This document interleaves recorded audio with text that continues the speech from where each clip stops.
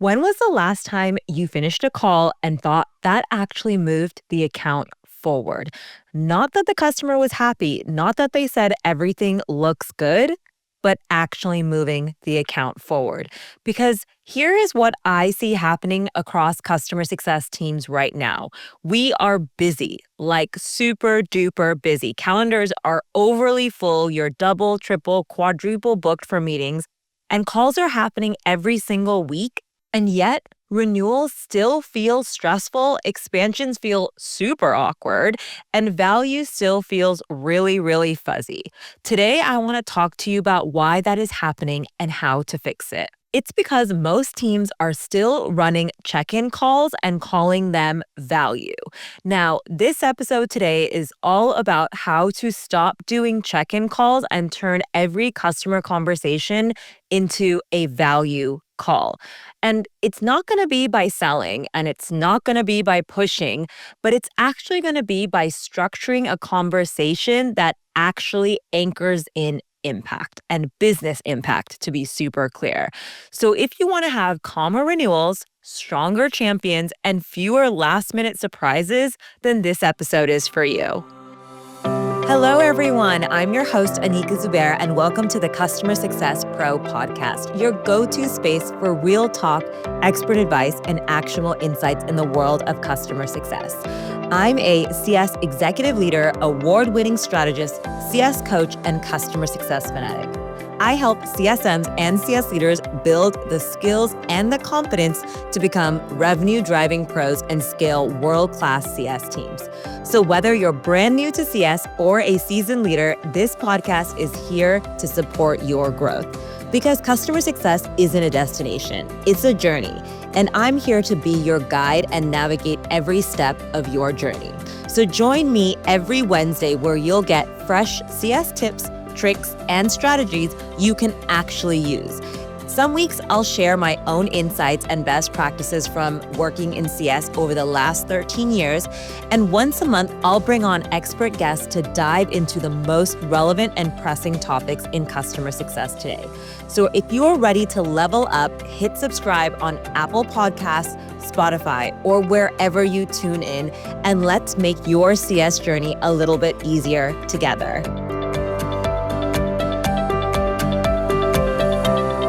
Right now in 2026, customer success is under extreme pressure. Now, I have been in customer success for over 13 years now, and I have never felt the pressure that it is as it is today. It is getting crazy out there with AI, with value, with usage, with renewals. There's just so much that customer success is responsible for today, and the pressure is at an all-time high. And budgets are continuing to get tighter, and customers are actually scrutinizing every single dollar that they are spending when it comes to products and services. And also, leadership teams are asking one question more than ever. And that question is, what value are we actually getting from using this product and service? And I'm sure if you're listening to this podcast, you have heard it from one of your customers. And if you're a CS executive or CS leader, I'm sure it's a question that you ask all of the SaaS products and vendors that you work with, because that is the world that we live in today. Value, value, value. And are we actually getting an ROI or value out of using a product and service? And according to multiple SaaS benchmarks over the last year, renewals are no longer being decided on sentiment or on usage. They are actually being decided on business outcomes achieved. And yet, most customer conversations have not changed over the last 3 to 5 years. They still sound, how are things going? Are there any blockers? Is there anything that I can help you with today? And I know that that language is probably what we've been taught in customer success for going on a decade. Because again, for those of you who have been in customer success for longer than 10 years, customer success didn't exist 15 years ago. A lot of us came from either customer service, professional services, or account management. And about 15 years ago, that was the norm. I was in an account management role 15 years ago, and that language served me 15 years ago. But the world has evolved and so has customer success. And in the world of AI that we're constantly living in, where technology is moving faster than we can keep up with, that language of, are there any blockers or is there anything that I can help you with? It's not only not serving you, it's really not serving your customers. And that language, it really did belong to a different era of SaaS. We are in a new era of SaaS where there's a different language and there's a different way of speaking. The era that I think we find ourselves now in customer success and in software as a service is the era where growth is basically everything. And what I mean by growth is like, growth is covering all of the gaps. So where renewals were assumed, where happy was enough, that era really is over. And if our conversations do not evolve, we actually become order takers instead of strategic partners. So if you continue to use the language like, do you have any blockers or is there anything I can help you with our product and service? You are actually doing yourself a disservice and you are actually making your role reactive. And I know a lot of people who work in customer success, they've told me they are tired. They are sick and tired of being the firefighter, sick and tired of constantly jumping from meeting to call to an airplane to go meet their customers in person. And still, they always feel like they're on the back foot. And that's what I have to say is just we are creating this environment for ourselves because we eventually become order takers when we don't actually lead the conversation in a strategic way. And I know that it's easier said than done. And that is why on these podcasts, I like to break it down. I like to be real and give you tactical and practical tips. And I like to call out the real issues that we're having in customer success. And honestly, as someone who has been working with teams across the globe, the real issue here is that check-in calls feel safe. Check-in calls is something that we are used to doing. And check-in calls are something that's easily measured in customer success. They feel polite, they feel non-confrontational, and they feel like something that we can actually control. Which again, as humans, but especially in customer success where everything is left, right, and here and there no one day is the same, they feel like they are in our control. But I'm here to remind you and let you know that check-in calls, they are not only passive, but a check-in call is actually designed to maintain a relationship. It's not actually made to grow or progress a relationship.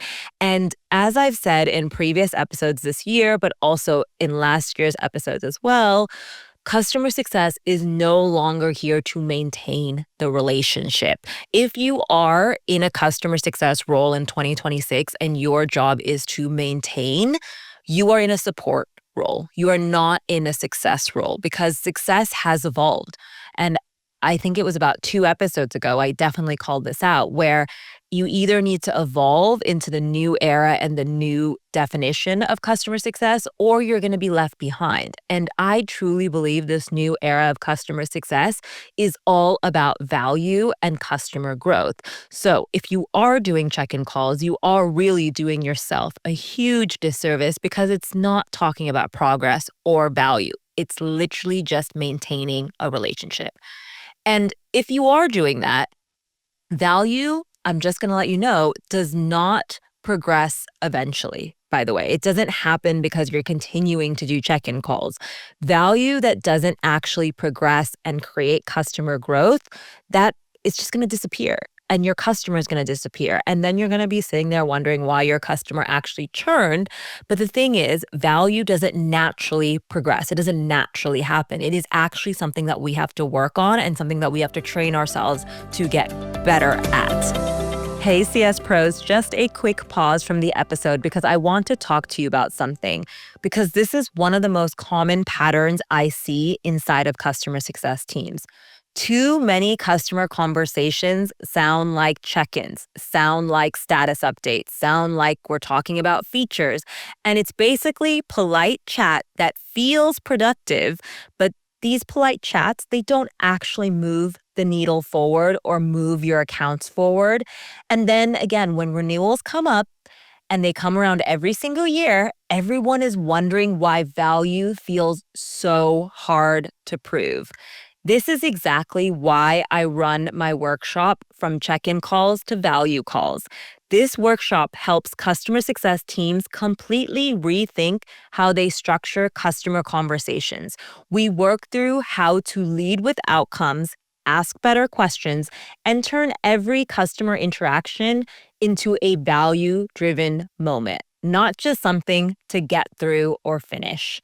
And remember, there's no scripts in this. There's no awkward sales tactics. It's just a clear framework that your team can use across onboarding, quarterly business reviews, renewal conversation, upsell conversations, all there to build trust, momentum, and confidence. So if you're planning a team training, an offsite, or an enablement session, and you want your team to move from reactive to strategic conversations, you can learn more at thecustomersuccesspro.com/team hyphen event. That's thecustomersuccesspro.com/team hyphen event. Or I will link our workshops down in the show notes of this episode. All right, let's get back into that episode. There's a big lie that we end up telling ourselves in customer success. And the biggest of big lies in customer success is that if the customer is happy, we are doing our job. And I say that because I personally, in my very, very first role as a digital customer success manager, I was told to make sure my customers were happy and that I was receiving high CSAT and NPS scores. And again, that era of customer success is long gone. We really thought that if we got positive feedback from customers and that they were loving our product, that we were doing our job correctly. But in 2026, and I truly believe that this is the next era of customer success, happiness or customer happiness without direction, it really is actually going to cause us more risk than reward. And the reason I say that is because when renewals come around, someone senior always asks, this is always the case, they ask, why do we pay for this? And I want to share a little story with you all. When I was last in a full-time role and I was an executive leader and I sat amongst my executive peers, we sat down for our weekly executive meeting, and this was during budget planning season. And our CFO, he basically went through a list of all the tools and services that we pay for as a business and asked all of the stakeholders in the room, so all the other senior execs, asked us, why do we pay for this and what are we using it for? And honestly, of like the 60 odd tools that we had in our tech stack, I'd say there was only about 10 to 15 where senior executives could actually articulate, yeah, this is why we pay for this. This is the ROI we get, and this is the value that it drives for our business. And the thing is, more tools these days rather than less are not really articulating that value to the executive senior stakeholders. And I can tell you that my company, or at least my last company, was not unique. I know plenty of companies when it comes to budgeting season, end of fiscal year, end of calendar year, whenever your budgets end, there's this ask along amongst the table. What are we spending on software and why do we actually pay for this and what value does it bring to our actual business?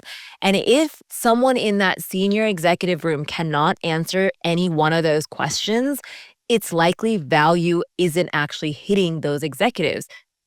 And then when those conversations start happening, suddenly everyone is scrambling for answers or scrambling for a reason to say something good to their CFO because the value wasn't obvious months ago. And the problem is that CSMs, it's not like they don't care.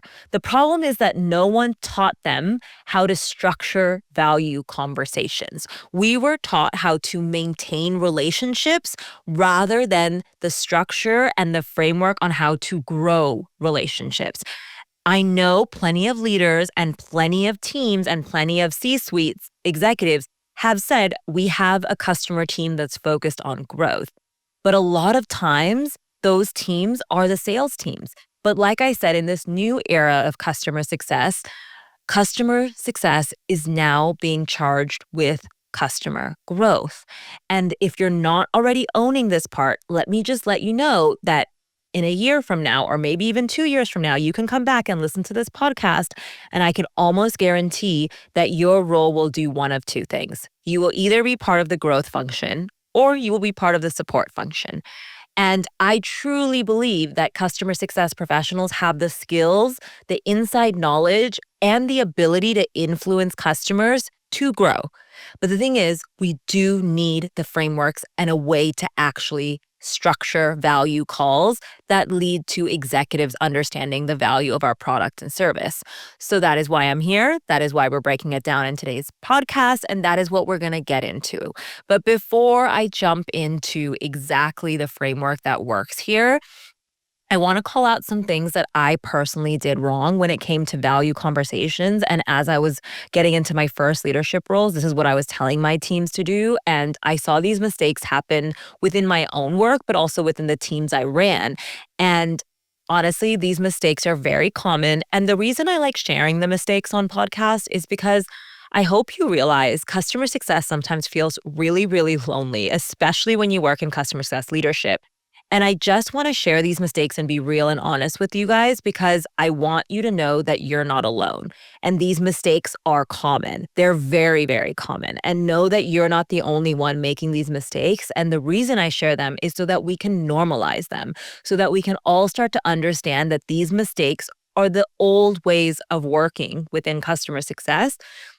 And the new way of working is really driving growth and value with our customers. So let's first break down the mistakes that I see over and over again. First mistake that I see every single time is mistaking activity with impact. I've talked about this so many times that my face is probably blue right now from mentioning it again because I am honestly saying it in every single conversation that I have with customer success leaders and teams. Every single person that I talk to sometimes, they're like, oh, but I did my call. I did my monthly business review. I did my quarterly value realization with the executives. I did so many. I did more and more and more. Weekly calls, monthly calls, quarterly calls, however often you are doing your calls or emails or meetings, that doesn't necessarily mean that you are being effective or that you are driving value. I know it's way easier to measure activity over output, but measuring how many meetings or calls your team is having, it's not really a good measure of value delivered. So that's the first thing I want to call out. The second thing I really want to call out is talking about your product instead of talking about a customer's progress. And I don't mean a customer's progress within your product. Okay. What I'm talking about is their progress in their business because they are using your product. Do you see the difference there? I really want you to see the difference and understand the difference between talking about progress of using your product versus progress perceived at the business because of your product. You always want to position yourself as a progress maker or a growth maker or some sort of person that's able to help grow their business. And yes, of course, you are hoping that your product and service is a big part of that growth, but you do not want to talk about the product. Instead, you want to talk about their business progression, like maybe it's lead generation, or maybe it's data analysis, or maybe it's understanding human resources and how you allocate human resources. Whatever your product actually delivers on, that is the product you want to actually track. That's the product usage that matters. It's not how they're using your product, it's the impact your product has had within their business. And feature releases and what is new and the product roadmap. Customers do not buy software for features. I know I've said it again before, and I will continue to say it again and again. They buy your product and service to make a change within their business. They are looking for transformation within their business. They're not looking for a dashboard. They're not looking for an integration.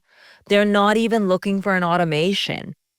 They are looking for the output of that automation. So because of the automation, because of the dashboard, because of the integration, they were able to sell more. They were able to save some more time. They were able to hire more efficiently. Whatever the output of your product is, that is why they bought your product. So please, please, please, let's stop using features and product releases and roadmaps as some sort of progress measure. It's really, really not. And then mistake 3 that I see is I don't know if it's us being people pleasers, but I do think customer success avoids uncomfortable questions. And yes, we want to be there for our customers. Yes, we want to deliver for them. Yes, we want to quote unquote see them happy. But the one thing that I used to avoid a lot, and I know till this day is very, very common, is customer success professionals avoid uncomfortable questions. And we really do not ask the tough, hard-hitting questions. And I'll give you an example. Whenever a customer comes to a value realization call and they start talking about your product and service, but then they start talking about all the bugs and all the things that are going wrong and all the other things that they want to be focusing on, it's our job to bring up a success plan or bring up their goals and outcomes that they were hoping to achieve with the product and ask them, is this still a priority? And what happens if this priority fails? Or who else cares about this outcome? Because when your customer starts to bring in product feedback, things are broken, things aren't working, this is not what I signed up for, you need to really come back to what their priorities are. And you need to really ask those hard-hitting questions to figure out if their priorities have shifted. And if they have, great. Replan, reignite the goals and make sure that everything is clear as to what you want to do next. But what I could probably guarantee is going to happen is when your customer comes in and complains left, right, and center about something or wants to talk about a feature or the lack of feature, they're not really caring about that. They're probably busy with a million different things, and you need to really realign them to what matters. Because again, I feel like customer success doesn't want to rock the boat. We want to be agreeable. We want to be almost likable. And I'm just here to remind you that being likable is really not helping your career. I mean, maybe it's helping you when it comes to corporate politics and climbing the career ladder, but it's really not helping you prove your impact as a customer success professional, because avoiding tension earlier and it's just like avoiding some of these like awkward moments earlier by asking those harder hitting questions, it's actually going to lessen chaos later. Okay. So if you can ask the harder hitting questions, avoid like all the tension that gathers up by not asking these questions, I can promise you that later down the line, it will be a lot easier to ask questions of your customers because you're setting a precedent of how you guys are going to work together. But if you just start and keep being agreeable and keep being likable, what's going to happen is it's going to create tension over time. And then that's going to create chaos down the line as well. And the final mistake that I want to call out that I have done, and I know a lot of people listening have probably done, and honestly, this is pretty normal. I'm going to normalize this mistake because it is very common, is that we tend to not anchor conversations to outcomes. And what I mean by that is we tend to actually talk about our product. We tend to talk about features, but we do not tend to talk about business outcomes. And if you can't clearly articulate what success looks like and how progress is measured and what impact has been achieved, then you might as well consider that customer churned. And I know I'm being harsh, and sometimes I am really harsh on this podcast. And the reason I am is because I just want to see customer success professionals succeed. I know customer success are the hardest working in SaaS. Truly, we get thrown everything left, right, and center, and we are still so resilient. But let's stop being resilient and let's just get in there and ask those harder hitting questions and also make sure that we're tying all our work back to the outcomes achieved. All right, now that I've aired all my dirty laundry and we've talked all about the mistakes that I have personally made, but also I know that a lot of you are feeling as well, let's actually talk about how to move away from the check-in call or the dreaded check-in call into a value-led conversation, okay? Because a value call does have structure. And I'm not saying like a script or a framework. It has structure, meaning there is a way of doing this so that every single one of your customer calls actually delivers on business outcomes and your customer feels like there's progress happening as well. So every value call should do three things, in my personal opinion. First, it should always come back to the outcome. You should always re-anchor the outcome. So before you talk about anything else, you remind your customer why they bought. What was their main business outcome that they were hoping to achieve while using our product? And what outcome they cared about, reminding them at the start of a call or at a start of a business review or anything like that, it's basically reminding them what problem they were trying to solve. And this sounds like, okay, why am I having to remind them every single time? Trust me, it's actually going to save you so much time and energy if you do it every single time. And the reason I say it's important to do it every single time because it really sets the tone of what the future conversation was like. If you remind your customer, hey, this is exactly what business outcome you're hoping to achieve with our product, and then you go into the how, and then you go into the value that they've received and the progress they've achieved, it's so clear to them. It's like an almost like a guidebook or a dot by dot line that they're going to follow to see success with your product and service. But if you just jump in and start talking value, they're probably going to be lost as to what that relates back to. So just remind them of why they bought your product and service. And an example of this can sound something like, the last time we spoke, you mentioned the goal was X. Is this still the priority? All right. The second thing that I think value calls all should include is some sort of progress report.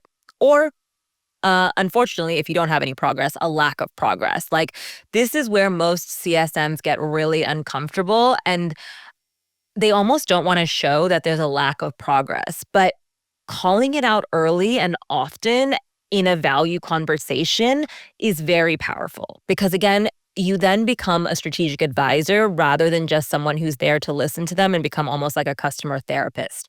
You need to name what has moved and what has not. Like progress builds confidence, and honestly, stagnation or lack of progress really creates chaos and urgency and lack of trust. So you want to be able to show that there's some progress. And listen, progress can mean baby steps. I'm not talking about 100% ROI or thousands of dollars saved or thousands of hours saved, whatever it is.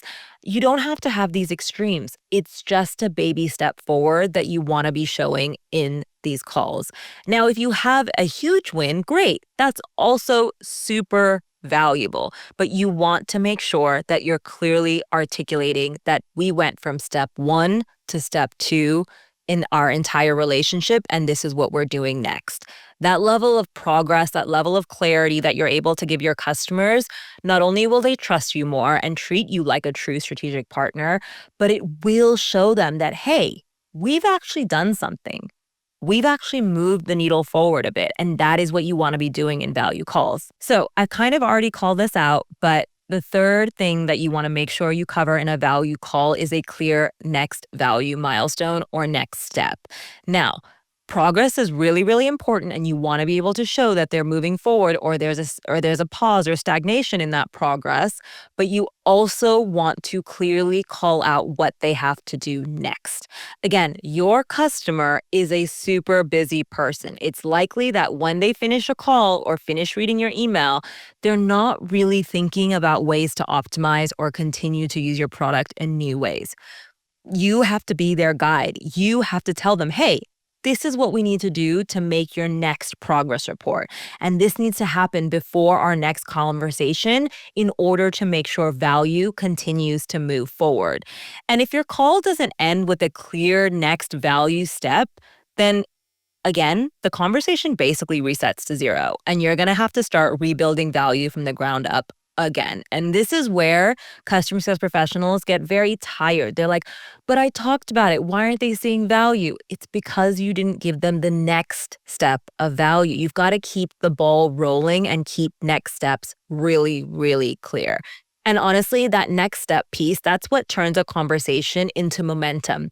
And instead of like this maintenance mode that we end up finding ourselves in, which is like, hey, everything's going well. Yep, it's working. We're all good.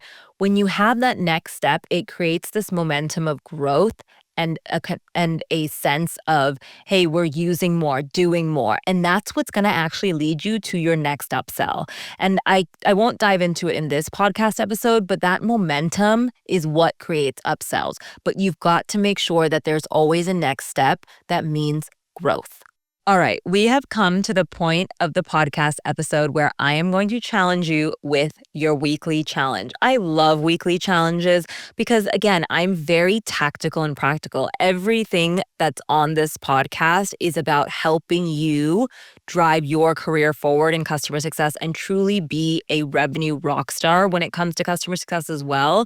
And I know a lot of you listening have given me the feedback that you guys love these weekly challenges because it makes the podcast real. It makes you feel like you can actually take everything I'm saying and go and try it in your role.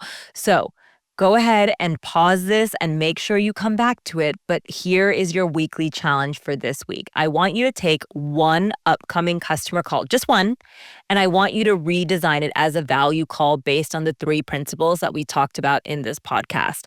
Okay, before the call, I want you to write down the outcome that we're hoping to anchor in and talk about straight at the top of the call.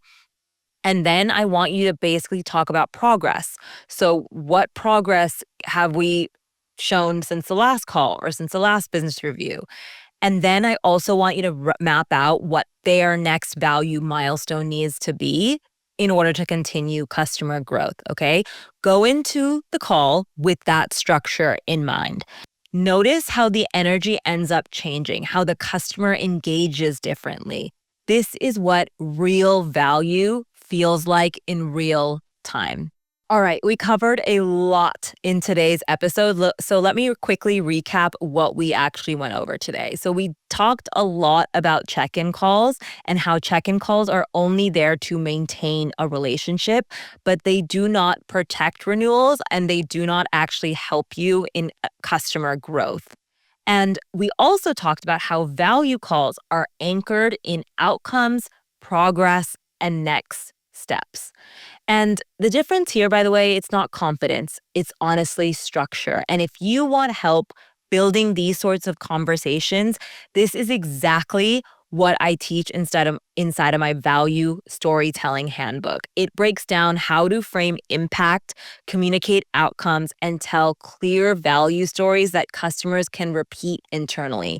And if you want to take this further with your team, I also run hands-on value call workshops where I rewrite real customer conversations together with your team so that we can make sure that your team feels enabled to go and have those value conversations with your customer.